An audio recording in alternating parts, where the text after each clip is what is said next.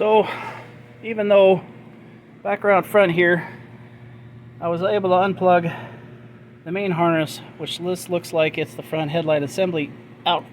Back here, it's salvageable, but you can see my buckets, my headlight buckets of the header panel for the headlight mounts are melted. This might still be salvageable if I have to, because the mounts are still there for the headlights. Here's the snap-in right there for that side, and I still got a ball on this side and one down on that side. Adjusters ain't gonna work, but I probably will grab, I gotta pull the bumper off and all that cover and all that shit to get this header panel off. Fire got worse a little bit more over here in this headlight bucket, and the headlight plugs themselves, see, it did suffer some damage. It ain't bad, but I cut it right there. I'm probably gonna grab the headlight harness. Like I said, I'm gonna hopefully buy another Jeep with a blown engine. I don't care if it's got freaking 300,000, 400,000 miles on it. If it's blown with a 4.0 liter in it, who gives a crap? I'm not going to care. It's going to have the harness in it. It's going to have everything in it. Of course, the insulation from the hood got burned off.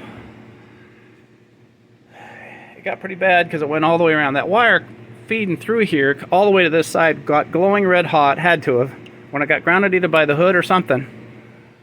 I don't think, obviously, the guy, well, obviously he didn't know what he was doing, who wired it. You don't ever wire something hot to a battery positive without a fuse to it.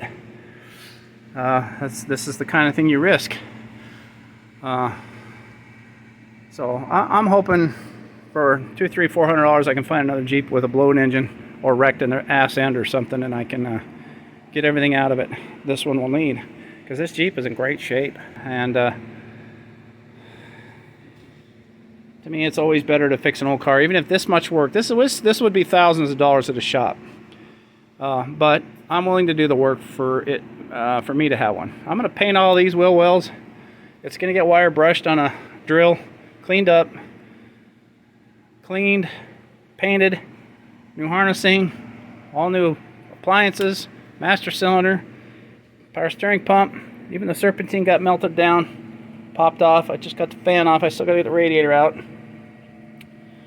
I got debris down there. The shroud completely melted down and made a damn mess. It was wrapped around this hose here, and I had a hell of a time. I was trying to Dremel cut it off around there, and I slipped and popped and hit the bottom of the radiator, and I made a hole. But you know, it's 27 years old. It'd be better to, if I want this Cherokee for years, to put a new radiator in anyway. And I have my green one over there is original.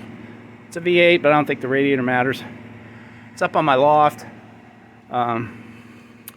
Because when I was at the junkyard one day, I found a Grand Cherokee with like a brand new radiator. It was gorgeous. It was shiny, brand new stickers on it. I'm like, ooh, I grabbed it. So I put that in my green one over there. And that's only sitting over there in the corner because I got to change the steering gearbox on it. That baby runs beautiful. And it only has a, about 138,000 on it. I got it for $200 in 2016 with electrical problems, wouldn't run, all this other shit they claimed. They wanted to give it to me. They just didn't want it in their driveway anymore because the city was giving them crap with expired tags. I felt so bad because it was in such nice shape. I gave them $200 for it. The black one outside, I got for $300 like this red one. So that was last year's project. This is this year's. ZJ Engine Fire Recovery. Check it out. Stay with me. Talk to you later. Bye.